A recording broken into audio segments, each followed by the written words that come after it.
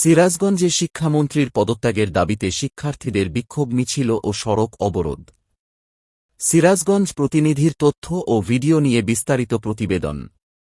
চলতি এইচএসসি পরীক্ষায় অব্যবস্থাপনা, প্রশ্নপত্রে ভুল, দুর্যোগপূর্ণ আবহাওয়ার মধ্যে পরীক্ষা নেওয়া ও শিক্ষামন্ত্রীর বিতর্কিত মন্তব্যের প্রতিবাদে ও শিক্ষামন্ত্রীর পদত্যাগের দাবিতে সারা দেশের ন্যায় সিরাজগঞ্জ শহরে সড়ক অবরোধ করে অবস্থান, ধর্মঘট ও বিক্ষোভ মিছিল কর্মসূচি পালন করেছে শিক্ষার্থীরা।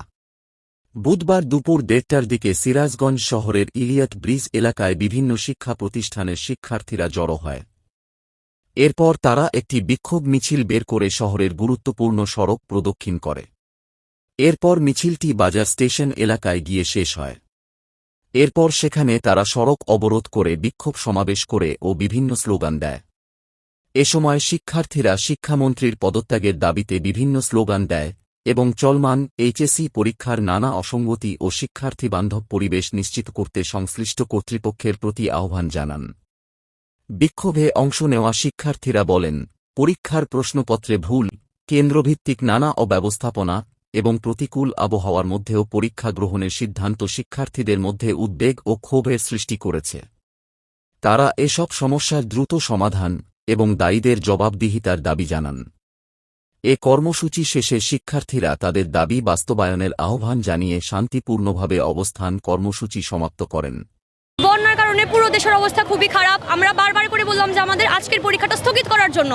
আমাদের ঢাকায় আমাদের শিক্ষার্থীরা, আমাদের বন্ধুবান্ধব কেউ পরীক্ষায় আজকে ভালোভাবে বসতে পারে নাই। উনি কেন আজকের পরীক্ষা স্থগিত করলো না? আমরা এই অবস্থার মধ্যে আমরা পরীক্ষা দিয়েছি, ওদের কোনো প্রিপারেশন ছাড়া ওরা পরীক্ষা দিয়েছে, এটা তো উনি ঠিক করলো না। কালকে রাত্রে 11টা পর্যন্ত ওরা সংসদে ছিল, ওনাদের কি উচিত ছিল না আজকের পরীক্ষাটা স্থগিত করা? উনি এটা করে নাই। আমাদের কোনো দাবি উনি কালকে মানে নাই। কেন মানবে না? আমরা শিক্ষার্থী, উনি শিক্ষামন্ত্রী, ওনারা আমাদের দাবি মানতে হবে, উনি মানে নাই। এই বন্যার কারণে সবাই হাঁটু পানি পর্যন্ত যে পরীক্ষা দিয়ে আসছে, আমাদের মেয়েদের অনেক রকমের সমস্যা হয়, অনেক রকমের সমস্যায় পড়তে হয়েছে। এই দেশের সব দায় কে নিবে? 2টা মেয়ে সুইসাইড করছে, এটা কি কেউ নিবে না? তো দায়ভার, এটার দায়ভার ওনাকে নিতে হবে। যাদের মা বাবার সন্তান গেছে তারা কি করবে? আমাদের প্রশ্ন যেভাবে কঠিন করতেছে, আমাদের বুয়েটের প্রশ্ন ধরাই দিছে। উনি বলতেছে 2 বছর আগে প্রশ্ন করছে, তাহলে উনি কি 2 বছর আগে প্রশ্ন করছে? উনি প্রশ্ন পাবলিশ করার আগে দেখবে না যে প্রশ্নে কি ভুল আছে না প্রশ্ন ঠিক আছে কি? উনি এই সব ধরনের যুক্তি কেন দেখাচ্ছে? আমাদের এক দফা এক দাবি মিলনের পদত্যাগ, আমাদের একটাই দাবি শিক্ষামন্ত্রীর পদত্যাগ। এই আন্দোলনে আমরা কোনো প্রকার বিশৃঙ্খলা করব না। আমাদের আন্দোলনের পাশ কাটিয়ে যদি কোনো নিষিদ্ধ সংগঠন এবং গুপ্তরা যদি কোনো বিশৃঙ্খলা সৃষ্টি করে, আমরা ছাত্ররা এই কোনো দায় আমরা নেব না।